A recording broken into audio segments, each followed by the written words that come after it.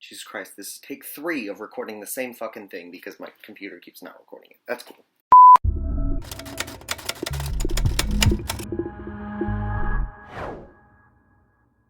Hey everybody. Today we are going to be talking a little bit about D&D minis. We're going to be talking about where you can get them, how you can customize them, and more. Before we get into that, let's talk a little bit about Patreon. Patreon subscribers are going to get early access to my content as well as access to my suggestion box. And if you're interested in social media marketing and other services like that, you can hire me on Upwork. I also run professional D&D games on startplaying.games. I have a few ongoing campaigns available. I have my play-by-post campaign, which for now is completely free. And I have my one-shot adventure, The Enchanted Forest. I also have another one-shot coming soon, so stay tuned for that. The links for all of this will be down in the description, by the way. But most relevant, if you watch this video of me talking about the process of getting into painting tabletop miniatures and all of the stuff that can go into it, and you just decide that that's all too much for you, I highly recommend that you check out my Etsy store. I sell painted tabletop minis, and I also have custom painting services available. And talking about Etsy actually brings me to my first point, which is that mini painting is a separate hobby from D&D. If you're not into it, don't feel bad. It doesn't mean that your dice are going to be smashed and that you're never allowed to play D&D. So before we get into minis, what are some alternatives to minis? Depending on what you have and if you're willing to spend money on it, there are a lot of alternatives. The standard size for a D&D mini is 1 inch, so basically anything that's 1 inch can fit into that. If you're a big drinker, you could use beer bottle caps, also wine corks, liquor caps, all of these things work. If you have a big collection of Legos, Lego people are about the right size. They might be a little tall, but they are the right size on the actual grid. I've also used like small tumbled crystals. The sky's the limit. Anything that's smaller than 1 inch by 1 inch wide will pretty much work. You can also buy pre-painted minis, either from a creator such as myself, or D&D actually has these like little, I'll put a picture somewhere. They're little blind boxes where you can get random pre-painted minis, and they're fine. They're a lot better than you can probably do as you're first starting out, but yeah, the more you get into it, I've started to repaint some of them because they're not always great. But the other cool thing about that is these are officially licensed D&D minis, and so you can get very specific things, such as in the Spelljammer sets, you're not going to find that stuff anywhere else. Another alternative to actual 3D minis is you can get 2D standees. My friend Stephanie actually has a whole set of them, and I think that she got them for very cheap, and there's a lot of different monsters and heroes in there. Or don't do any of this at all. You can also use a virtual tabletop such as Roll20 or Foundry.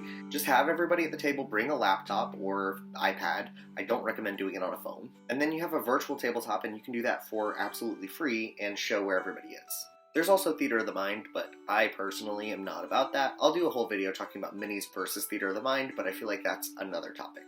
But say you look at all these options and you think, no, I need to do 3D minis and I want to paint them myself. You're like me. So let's talk a little bit about some of the different techniques that you might want to use. Keep in mind, I'm going to outline these steps not necessarily in the order that I would use them on a mini, but what I feel like would make the most sense to somebody who doesn't really know about this stuff. And I just want to say, it might seem like I'm throwing a lot of information at you and some of this is above your skill level, and that's fine. But just watch the whole video and hear me out. When I first started painting, I stuck my head in the sand and said, no, I'm not going to learn about any of this dry brushing or washes, that's just above where I'm at. I don't recommend that you do that, because I feel like for a long time I was painting on hard mode because I was trying to just take the basic techniques that I had and make it look good, versus having these things that make it very easy to paint something professional quality. So just hear me out, listen to all the techniques that I have, and then decide which ones you want to use. Let's talk a little bit about the minis themselves and where to buy them, what to look for, all of that. First of all, depending on what character or monster you're trying to have a mini of, your options might be limited and you might not have access to all of these options. Whereas probably all of the things that I'm about to talk about you could find, say, a human wizard. So one of the first things to look at when you're buying minis is material. So there are plastic minis that are a lot of the time molded, and then there's resin, these are usually 3D printed, and then you have metal minis, usually pewter, that are more highly detailed but also more expensive. I buy all of those materials. I don't really care. I think for a lot of professionals they prefer the metal minis because they're more detailed, but for me, I am just as happy with plastic a lot of the time. Speaking of the detail in minis, that is going to be a huge difference. A mini with lower detail is generally going to be easier to paint, so I really recommend that when you're first starting out. A high detail mini is generally going to require a high detail paint job to look good. The other thing here is a very low detail, low quality mini. If you learn how to paint it really well, you can add those details in and make it look good. So a few places that you can get minis. First of all, the classic is Reaper minis. The traditional Reaper minis are the metal ones, and then they also have a line called Reaper Bones, which are their plastic alternatives. These are generally pretty good generic minis. And they've been making minis for a long time now, so they have tons of options. One of the things here, and that you'll also run into with a lot of other companies, is that these are not officially licensed, so you might come across a beholder, but it's actually an eye beast.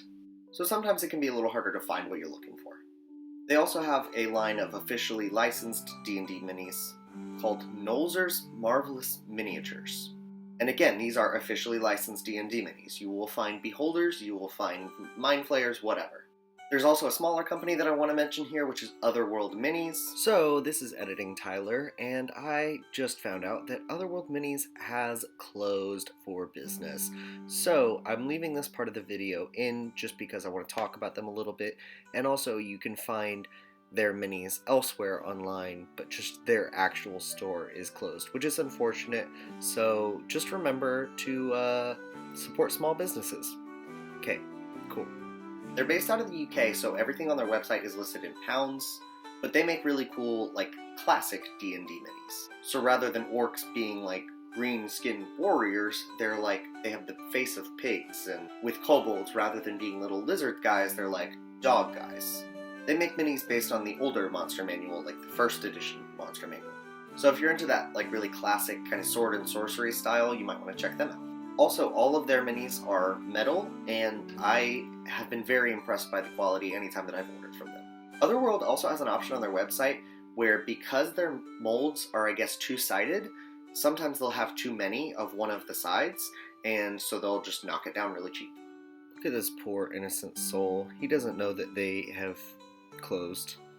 One resource that I discovered a little more recently in my D&D career is getting D&D minis from Etsy. There are tons of shops out there 3D printing minis. The thing to be cautious about here is sometimes you'll run into sellers like the one who did this mimic couch. It is incredibly detailed. You see how many teeth are in there? Like, this thing is a beast. This is also coming to my Etsy store pretty soon as I paint it. But then sometimes you'll get ones like this. I didn't buy this mini, so I don't know what shop it's from, and I'm not calling them out. But the quality is generally lower. You can see the layer lines from when it was 3D printed, and if you look closely, his spear is broken because they use such a brittle plastic. Or resin? I'm not really sure. That's another thing that you have to really look out for with minis, is a lot of the time staffs and swords, kind of thinner pieces, are more likely to break. Sometimes, depending on the material, you'll have minis like this one. I believe this is a Reaper mini, but while this staff is really thin, it can kind of bend around. And the thing about that is sometimes they can get bent out of place, but they're less likely to actually break. Another thing I want to mention briefly is that if it does get bent out of place, you can heat up some water and put it in it and bend it back into place. I'll do instructions for that later, but not right now. Editing Tyler back one more time. I totally forgot to talk about Hero Forge, and I am a huge fan of Hero Forge, so I did not want to leave them out. Hero Forge has a mini builder on their website, and you can make basically whatever you want, and then they have a lot of options for you to buy it. They have where you can get a colored plastic, their premium plastic, they have their regular plastic, which is what I usually get, and then they have these, which are like color standees. These are very similar to the 2D minis that I was talking about earlier, except they're made out of a slightly thicker acrylic, so that's really good. So yeah, I highly recommend Hero Forge. If for nothing else, you can just use it to make character portraits, but their minis are also very high quality. So next, let's talk a little bit about the tools of the trade. I actually asked a few of my friends if they have any questions about mini painting that I could answer for you guys here on this video. And my friend Kelby, who you may recognize from my sneak peek of the Enchanted Forest, she wanted to know a little bit about the tools that you would use, the brushes, and how you can see that clearly when it's something so small. So I'm going to answer that question. First of all, let's talk about brushes. You can get some very expensive high detail brushes. I also sometimes will get brushes from Dollar Tree. And yes, there's a quality difference, but to me it's a lot more about your level of skill. But generally, for the most part, what I like to look for in a brush is something like that. Just a very thin guy like that. And I think the key here is to use a new brush, and that's why I'm constantly buying brushes, and sometimes I'm buying them from Dollar Tree. Here I have an older brush, and I'm going to show you what I mean. See how there's bristles that are like bent out of place? That will fuck you up when you are trying to paint very fine details. So I like to use my older brushes for very broad strokes if I'm going to be painting over the entire mini. But then looking at the Mimic couch, if I wanted to individually paint these teeth, I definitely want to use a new brush. We're going to be talking about dry brushing a little bit in a second, but when you're dry brushing, you'll also want a very fluffy brush like that, or at least I prefer that. But again, we'll touch on dry brushing more later. It also doesn't hurt to have just a big old brush. These are like more intended for actual painting, like on a canvas, but these can be helpful for just slapping color all over a mini. One of Kelby's other questions is, how do I hold minis when I'm painting them? The short answer is that I just hold them by the base. I just paint everything on the mini and leave the base for the end. The longer answer is they have tools for that you can like attach the mini to and then hold it like a handle. I was gifted this one and I've never opened it, but I'm gonna open it for you today so that I can show you what it is. Okay, genuinely, I have no idea how to use this thing. So there's like putty, and I guess you stick the mini to it. Also, this thing is magnetic, so I think that has something to do with it. And then this part turns. Okay, hold on, you guys. I googled it, and now I understand what I'm supposed to do. Oof. It's like bad ASMR. Stuff smells kind of weird. So we're going to take our little handle thing that spins on the top. We're going to take this mounting putty and put it onto the top. And then we'll take our little tiefling guy. He's one of those Nolzers, Marvelous, whatever they're called. And we'll just put it in the putty. And look, he's stuck on top now. And then I can turn him like with my thumb. And then this little magnetic bit has that on the back so that you can stick it to your desk, and then here I am, I'm painting, blah blah blah, and I just set that down and it stands up. So the shorter answer is there's tools like this. I've never actually used mine, so I don't know whether or not I recommend it. What I normally do is just hold the mini. Not that my way is the right way, because obviously I'm not using the tool that makes it easier. And this goes back to what I was saying about I just paint the hard way because that's how I learned to. And then how can you see details that fine? Again, because I learned to paint on the hard way, the way that I used to do that is just looking at it real close. There's such an easier way. I have a magnifying glass stuck, it's actually stuck to Michael's desk because it won't fit on mine, but I can move that magnifying glass over my desk and then use that to be able to see the mini. And it has a light on it as well, and I can change the tone of that light so I can make it warmer or cooler. My only issue here is a posture thing. Unless you set that up just right, for me, whenever I try to use that magnifying glass, I end up hunching over, and that's just not good for your back. My preferred option that does the same thing is these bad boys. So when I'm wearing these and I pick up a mini, I can see so closely. I wish I could demonstrate this for you guys somehow, but I mean, other than maybe my eyes looking crazy in the shot, I'm not sure that you fully grasp. This also has a light on it, but the batteries are currently dead, so I can't show you. So, I highly recommend that early on you invest in some sort of magnifying glass thing that has a light on it. So either this or one of the desktop ones. What are the other tools of the trade? Super glue. You are going to be going through so much super glue. Partly for like mini repairs if your sword or whatever breaks off. And sometimes when you get minis, they'll actually come in multiple pieces, so like you have to glue on the arm. And I highly recommend these little single-use super glues. So I only have one left in this pack, but this thing will pierce the super glue and then you can basically use it one time. Sometimes you can get more than one use out of it, but a lot of the time they dry up the cap. But it's way better if that happens to one of these than an entire bottle of super glue. Another tool is head on down to the drugstore and get a dedicated pair of tweezers. I say dedicated because you don't want to like use these and have super glue and all sorts of stuff and then be like using it on your face too. So I just like to have one pair of tweezers that I don't have to worry about and I can use it on mini stuff and not worry about fucking them up. So next, let's talk about what paints you're actually going to be using on your minis. When I first started painting minis, I didn't have any fancy mini paint, but what I did have is a bunch of acrylics. And to this day, I use acrylic paint on my minis. The fact that it dries really fast is super helpful, though the issue here is your results may vary. Depending on the mini and the paint, sometimes you'll need to do multiple layers, Whereas something like these that are actual mini paints, these actually both happen to be metallics, but these will cover the mini generally a lot better. And I'm not going to be one of those pretentious people that tells you that if you're not painting with these, then you're doing shit, but I have to admit they are better. I especially tend to use these for metallics, as I said, because a lot of the time metallic acrylic paints for some reason don't tend to work very well for minis. I've since run out of it and thrown away the bottle, but I think it came in the same set as this one. I had a leather paint, and for some reason, when you would put it on, it would look exactly like leather. So I think these dedicated mini paints are really good for something like that, whereas if I need an orange, I'm just going to stick with the basic acrylic paint. And when I say acrylic paint, I'm not using anything fancy. This is Craft Smart, and this is Apple Barrel. I'm pretty sure both of them were from Walmart for like $1. Another game-changing tip is to use some primer on your minis. And I actually specifically prefer a black primer. Unless I'm doing something with like a lot of white or something on it, a black is going to be a lot better because it will get into the crevices and there will be something dark. Even if you don't actually hit it with the brush, there's going to be the black underneath, rather than you're painting on top of white and that white showing through. At that point, step one is just, I want this tiefling to be red, I'm going to take some red paint and I'm going to slap it on the parts that I want to be red. That's the basic version, and that's what I did for years before I discovered the techniques that I'm about to talk about. And these techniques are so easy and they make it so much better, so please don't be like me and spend years doing the basics. So first of all, dry brushing. Just know a lot of the techniques I'm going to be talking about in this video I'm not going into a lot of depth in, so I'll give you a basic description of what dry brushing is, but I'm not going to actually show you how to dry brush. That would be a separate video in the future that you can request on Patreon or in the comments. But dry brushing, essentially, is I'm going to take a very wet brush, I'm going to get like the paint all up in there, and then I'm going to take a napkin and just go nuts until the brush is dry but has a little bit of paint on it.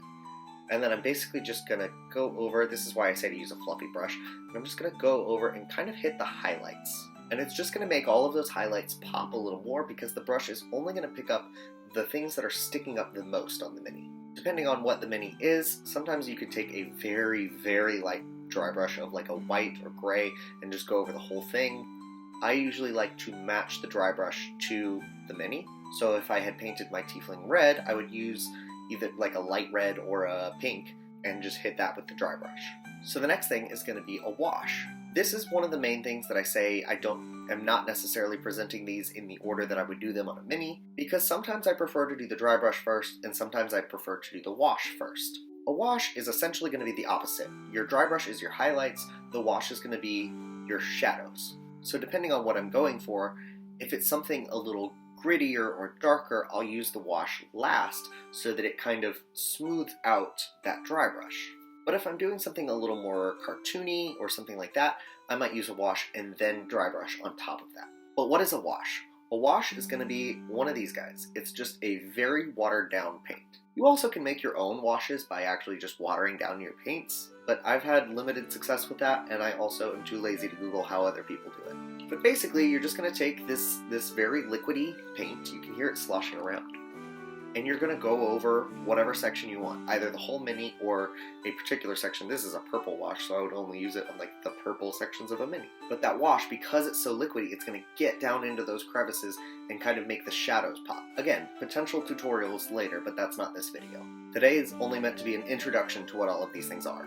Next, let's talk about bases. This little black part on the bottom of this mini is a base that I've glued on. You can buy a pack of these bases for really cheap. Generally, I keep a bunch of these little 1-inch ones on hand, and then I'll get the 2 or 3-inch bases usually as I need them. The thing that usually bothers me about these is you see how the black part there is flat and then the white part sits on top of it? So the way to solve this with your minis is to take some kind of putty. I like to use this one, it's called Milliput. This is a 2-part epoxy putty. You could probably also use like air dry clay, but I've never tried that, so I don't know. And basically you just take a small amount and you're just going to sculpt it so that it kind of matches what's already on here. And then on top of that you have a few options. You could obviously just paint it, but something very easy that you can do is get some of this. This is called flocking. This is basically a green powder that when you glue it onto your mini, it's going to look like grass. That's what it looks like. There are also different themed alternatives for this. For example, this one from the Army Painter is called Brown Battleground. and it is essentially just a bunch of little itty-bitty rocks. And again, you glue those on there and it looks like your guy is standing in a field of rocks. Another one from the Army Painter is this one that's called Summer Undergrowth. This one's a little weirder because rather than being a powder, it's actually a little system, a little interconnected thing of this mossy looking stuff. So basically you're going to cut off small pieces of that and glue it to your mini, and it's going to end up looking like roots or moss and stuff like that on the ground. Summer undergrowth. Exactly what it sounds like. There's also, I think, ones that are meant to look like snow. I don't really have any of that. I've also used salt to look like snow. And then there are tufts of grass that you can buy. I don't have one on hand, but you can get these little tufts to glue on. And that is where your tweezers are going to come in super handy. But what else could you add to your base? If you want to add a little more character, make it a little more specific, you can take some of these. I have my little craft storage box from Dollar Tree, and it is just filled with little things that I have bought. These are just pre-made things that somebody 3D printed. I have this little tombstone, or I have this other tombstone that looks like a little cross. I haven't really used that because crosses in fantasy worlds just kind of bothers me. Or there's these. This is little fence pieces. I have these creepy little dead shrub things. I have little mushroom clusters. I have these candles. Or a weird one that I have not been able to find a mini that they would fit right onto, but I'm really excited to use. I have these little witchy brooms. I think that would be so cool to use. I just have never been able to find a mini that they would fit on, which is also these little column pieces. They're just a little too wide to use most of the time on minis. You have to use them on a bigger mini. But something like this can very easily elevate your mini from being very basic to being very specific to your character. But one that I especially recommend if you're new, you're not really going to be able to see it very well on camera. I have these little tiny skulls, and I got a pack of I think a few hundred of them for very cheap, and I'm still on that pack. It's lasted me a couple years now of me just throwing these skulls onto bases whenever I feel like it. But that's one that people generally, you throw one skull on the base and people are like, wow, that character's so badass. So it's just a very simple thing that you can do. And again, you're going to use a wash on that so that it looks nice and antique and like bones instead of just leaving it white, right? Right? You're going to learn about washes. But then always my last step when I'm painting a mini, I've painted the entire mini, I've done the base however I wanted it, glued on grass, whatever. The last thing that I'm always going to do is this little rim around the base. And basically all minis are going to have this. Here's another. Just that little rim there. And sometimes that rim will be kind of pointed inward, sometimes pointed outward, sometimes they're straight up, sometimes they have designs on them. It doesn't matter. That is almost always going to be painted a nice solid black. And that goes for monsters and most player characters. What I've done sometimes for certain groups is have the players each pick a different color for their mini. And so I paint up their character however, but the paladin has a blue base and the druid has a green one or whatever. And that makes it easier to see the actual player characters when you're playing. I also one time did these goblins that they had red skin and then I painted the bases red and the whole thing was that they exploded when you killed them. That was fun. I promise I'm not an evil DM. And that's about it for customizing your minis. But one more thing. When I had asked my friends what their questions were about minis, my friend Stephanie, who by the way is a member of the actual players and was on the sneak peek of the Enchanted Forest, so go check both of those out. Stephanie wanted to know a little bit about the history of minis, and I think that could be its own entirely separate video, but one little tidbit that I wanted to mention on this video is a lot of people seem to think that minis are like a newer addition to the hobby. That's not true. Back in the 70s and 80s when D&D was being made, they were using fantasy tabletop minis, and actually fantasy tabletop minis are older than D&D is. This is oversimplifying things, I'll get into it when I do a video about it. But basically, fantasy tabletop minis were invented before D&D. D&D was invented for the minis, not the other way around. Because when they first started playing, they were using Lord of the Rings minis. So that's your bit of tabletop history for the day. But that's all I have for you today. Minis are obviously a huge topic, so I will probably be making more videos in the future about this, and I would like to do some where I'm actually showing you what I would do. But just keep in mind, learning to paint minis is truly a process, and if you want to start doing it, you just have to start doing it. It's a skill, and you're just going to get better as you go. I look back at minis that I painted back in 2017 when I first started, and I cringe. A lot of them I've repainted since then, but I wouldn't be where I am now without that experience. My first minis sucked. Your first minis are probably going to suck too, but the important thing is that you practice and learn to do it. People say to me all the time, I could never do that, it's just too small. You really get used to it. Unless you have really bad eyesight or just very, very shaky hands, I'm sure you can do it. So get a brush, get a mini, get some paint, and get to work. If you liked this video, like, comment, and subscribe, and ring the bell so that you get notified every time I post. I post new videos every Friday, so I will see you next week. Bye!